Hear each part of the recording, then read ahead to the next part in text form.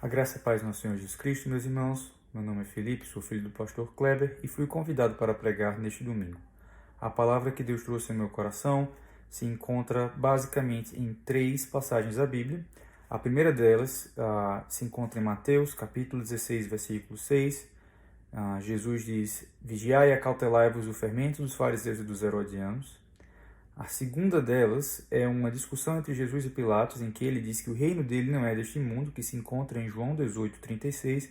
E a terceira passagem: Não ameis o mundo, nem o que nele existe. Se alguém ama o mundo, o amor do Pai não está nele. Pois tudo que está no mundo, a concupiscência da carne, a concupiscência dos olhos e a soberba da vida não provém do Pai, mas do mundo. Quando Jesus diz para nos acautelarmos o fermento dos fariseus e dos herodianos, o que ele está querendo dizer? Ora, basicamente, os fariseus e os herodianos representam, naquele contexto histórico, 2 grupos que buscavam o estabelecimento do reino de Deus na terra através da ação humana. Os herodianos acreditavam que o Messias viria de uma dinastia real, como Herodes, o rei dos judeus, à época, e os fariseus acreditavam no estabelecimento do reino de Deus na terra através da ação política de uma casta sacerdotal que estaria em controle da sociedade. Ora, não é sem razão que Jesus fala sobre isso, porque nós sabemos que um pouco de fermento também pode fazer levedar toda a massa. E temos que vigiar bastante nos nossos tempos para que não nos deixemos contaminar por esse tipo de fermento que acredita que, através da ação humana, podemos estabelecer o reino de Deus aqui na Terra. Eu confesso que aqui nos Estados Unidos é mais fácil você ter esse pensamento utópico de que você pode estabelecer o reino de Deus na Terra, porque a prosperidade humana e material aqui é muito grande. Mas perceba que mesmo o povo judeu vivendo sob a opressão do jugo romano também tinha essa ilusão de que eles poderiam, através da ação humana, estabelecer o reino de Deus na Terra. Acredito que tempos como o que vivemos atualmente, esses tempos de Covid, de pandemia, trazem uma sobriedade necessária, porque mostram que nossa ação é muito limitada, mas ainda assim algumas pessoas persistem nessa ilusão de que o reino de Deus possa ser estabelecido nesse mundo pela força da ação humana. E isso é uma ilusão muito grande, porque a Bíblia diz que o mundo jaz no maligno, e não só isso, mas o próprio apóstolo João, na mesma epístola, no capítulo 3, no versículo 1, ou seja, na primeira epístola de João, capítulo 3, versículo 1, diz que o mundo não nos conhece, o mundo não consegue nos conhecer. A palavra que ele utiliza em grego para conhecer não é basicamente, não se refere somente a uma ignorância do tipo que poderia ser clarificada se alguém chegasse e dissesse para você: olha, veja bem, está aí aquele grupo de cristãos e eles são pessoas que oferecem outra face, são pessoas que acreditam que o mais forte é aquele que serve. Não é esse tipo de ignorância que pode ser esclarecida basicamente de uma forma verbal. Essa ignorância é praticamente uma recusa voluntária de reconhecer, de perceber que aquilo que está presente diante de você é verdade. Então perceba que o mundo, nesse contexto, não é simplesmente que ele desconhece a mensagem do Evangelho, de que se a mensagem do Evangelho fosse apresentada para as pessoas, elas iriam magicamente dizer assim: não, olha, realmente é uma questão puramente intelectual, a gente não tinha pensado nisso. Não, na verdade, a recusa em conhecer a mensagem do Evangelho é uma atitude que vem de dentro do Espírito. Então, quem propõe, nesse sentido, nos tempos atuais, um reino de Deus que seja terreno pela ação política, e aí isso fica um alerta para tanto quem é de esquerda quanto para quem é de direita, faz do evangelho mentira. Então, ambos os grupos que pensam que, através da ação humana, você pode estabelecer esse paraíso terreno aqui, que podem fazer que o reino de Deus venha plenamente na terra, são pessoas que estão vivendo uma mentira, que estão sendo enganadas, que estão sendo engodadas pelo mundo. Em primeiro lugar, porque como a gente falou, o mundo se recusa a reconhecer a verdade do Evangelho. Então, quem está fazendo isso, quem acredita que a ação política é um meio válido para estabelecer o reino de Deus no Evangelho, simplesmente acaba se submetendo à estrutura pecaminosa do mundo. Então, veja, quando João diz na sua primeira epístola, no capítulo 2, versículo 15 e 16, que tudo que há no mundo é concupiscência da carne, concupiscência dos olhos e soberba da vida, ele está falando da estrutura própria desse mundo. Mundo não no sentido de planeta Terra, geográfico, mas o mundo no sentido do sistema em que nós estamos inseridos. Então perceba que essas duas ideias estão bem ligadas na Epístola de João.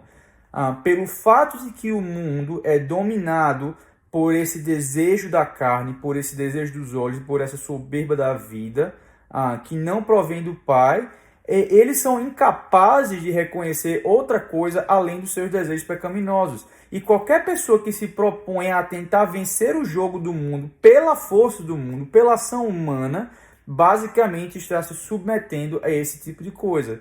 Ora, é fato conhecido e documentado várias vezes nos jornais que muitos dos políticos que estão em Brasília participam de festas regadas a cocaína, regadas a drogas e vivem de forma espalhafatosa com o nosso dinheiro, com o dinheiro dos nossos impostos. E você pensar que você pode entrar nesse jogo, que esse jogo vai fazer com que o reino de Deus avance na Terra, é uma ilusão muito grande. Não tem como acreditar nisso, não tem como acreditar nisso se não seja de uma forma ingênua. Mas muito pior do que isso, mesmo que alguém pudesse entrar nesse jogo sem se comprometer, não entrando na discussão se alguém conseguiu ou não, mas quando alguém acredita que o problema do mal no mundo pode ser resolvido pela ação política, essa pessoa está negando que a origem do mal no mundo tem uma ação sobrenatural. Ora, por que existem dissensões? Por que existe violência? Por que existe guerra? Não é porque vivemos numa sociedade ruim. Isso colabora bastante. Existe uma dimensão estrutural do pecado, mas a origem de tudo isso vem do coração corrompido do ser humano. Então perceba, se é um problema espiritual, se é um problema de origem sobrenatural, não é uma solução natural que vai que vai conseguir resolver esse problema. Outro dia eu estava com o Chelsea e perceba como é fácil você cair nesse tipo de engodo. Eu estava com o Chelsea no McDonald's e vi uma família de Amish comendo seu hambúrguer lá. Os Amish são um grupo de cristãos que vivem separados da sociedade. Eles praticamente não interagem muito com o mundo moderno. Alguns deles não utilizam nem carro, nem chuveiro elétrico, nem eletricidade. E eu fiquei pensando, poxa vida, né? Essas pessoas não devem cair nos mesmos pecados que eu. Poxa vida, talvez eles sejam uma sociedade com menos pecado. E aí, naquele momento, foi que o Espírito Santo trouxe a clareza ao meu coração, que na verdade não. Que acreditar nesse tipo de coisa é pensar que uma solução humana, uma solução que eu poderia ter pensado seria algo que poderia resolver o pecado. E na verdade não. O problema que vivemos no mundo hoje tem origem no coração mau do ser humano.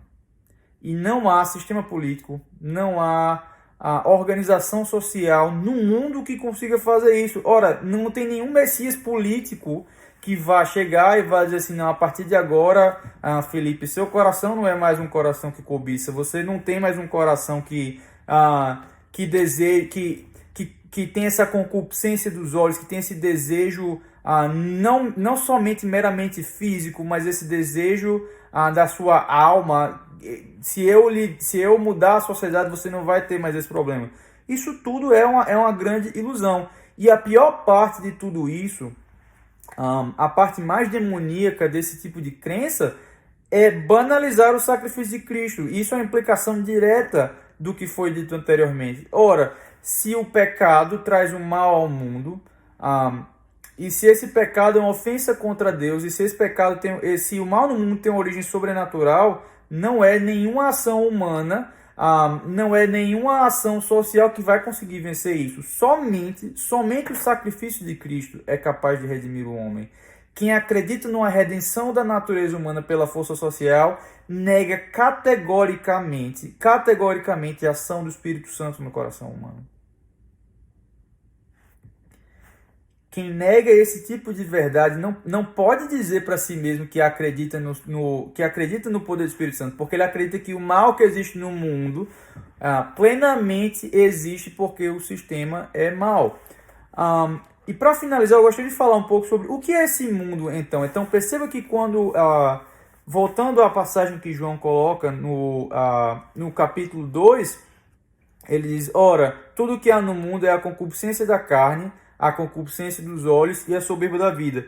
Perceba que existe uma espécie de gradação nesse tipo de coisa. Quando ele começa falando da carne, que é algo que todos nós somos muito familiares, né? Então a gente conhece a nossa carne, a gente conhece os nossos desejos carnais. Esses desejos têm uma âncora muito mais material, têm uma âncora muito mais corpórea, e eles partem inicialmente de uma coisa até legitimamente boa. Ora, Deus colocou na gente o desejo para comer, para que a gente possa se manter nutrido. Colocou o desejo sexual para que a espécie humana possa encontrar prazer, mas também que possa se perpetuar. Só que o pecado vem nesse sentido para deturpar essa experiência, para deturpar esse bem que Deus colocou no mundo, e ao invés de utilizarmos essas experiências que temos como fome, como desejo sexual, como uma ponte para que podemos pensarmos que, poxa, deve existir alguma vida além desse ciclo de desejo insaciável que a gente vive. Não. O pecado, nesse sentido, a concupiscência da carne, prende você num presente que nunca se sacia. Diferente da eternidade, onde o homem é completamente e continuamente saciado por Deus, onde não é simplesmente que... Não é como se o homem não tivesse desejo nenhum, mas todos os desejos na eternidade, todos os desejos no paraíso são satisfeitos em Deus. Nesse caso, o diabo vem, o pecado vem e prende você ao seu desejo mais imediato, prende você à realidade imediata dessa vida e cega você em relação à vida que existe além. Cega você em relação ao paraíso. Mas pior do que a concupiscência da carne é a concupiscência dos olhos, que é o desejo daquilo que é belo dissociado do que é bom. E eu digo que é pior porque é o seguinte: se você come demais, como vocês podem ver que as minhas bochechas estão mais redondas, eu realmente estou comendo um pouco mais, as pessoas percebem em você que você tá meio que pecando nisso, né? A concupiscência da carne, ela tem uma natureza mais material e ela é muito mais visível. Contudo, a não ser que a gente vá começar a marcar as pessoas que assistem pornografia na testa, dizendo assim: ó, tá aí um pornógrafo, ninguém consegue ver o pecado daquele que sofre da concupiscência dos olhos. Quanto mais você se afasta dessa materialidade do pecado, quanto mais sofisticado o seu pecado se torna, pior. Pior porque, como você não consegue ver, é muito difícil que alguém vá e lhe exorte, a não ser que você confesse que você tem esse pecado de desejar o que é belo, dissociado do que é bom. Perceba que esses dois primeiros desejos, eles partem de algo não necessariamente maligno, mas que eles terminam em trazer ao homem separação de Deus. O pior pecado de todos eles, contudo, é a soberba da vida, porque ele é o mais invisível de todos. Quer dizer, você pode flagrar a pessoa olhando a janela, olhando alguma coisa que não deveria, você pode flagrar ela comendo porque ela agora está com sobrepeso, mas a soberba da vida é completamente indetectável. A soberba da vida pode ser, por exemplo, o prazer que você sente na desgraça alheia. Ninguém consegue perceber isso. Você pode camuflar esse tipo de coisa completamente. E o pior dos pecados é a soberba da vida, porque sendo mais invisível, ele é mais difícil de ser corrigido, mas também porque, dada a sua natureza mais sofisticada, dada a sua natureza menos corpórea, ele envolve fundamentalmente a sua visão de mundo. Quer dizer, pode ser que esses pecados evoluam exatamente nessa sequência. Você tem um desejo carnal que se manifesta através de seus olhos e que culmina na soberba da vida. Mas perceba que a soberba da vida, nesse sentido, é o pior desses pecados. Porque nele reside todo o orgulho da raça, todo o orgulho da raça humana, todo o orgulho que eu e você partilhamos. Todo esse desejo de mostrar que eu consegui isso, eu consegui aquilo. Quer dizer, você mais uma vez você parte de algo bom, porque afinal Deus abençoa todos nós com muitas dádivas e com muitos bens, mas a soberba da vida consiste em você basicamente se envaidecer por conta dessas coisas, ou basicamente você mudar a sua visão de mundo para acomodar o seu desejo pecaminoso. E eu acredito que tudo isso, no fim, retorna a um ciclo, porque qual soberba maior que o homem pode ter em seu coração do que acreditar que ele, pela sua própria força, pelo seu próprio braço, pode vencer a ação do pecado. É por isso que Jesus diz, mais uma vez, acautelai-vos do fermento dos fariseus e dos herodianos.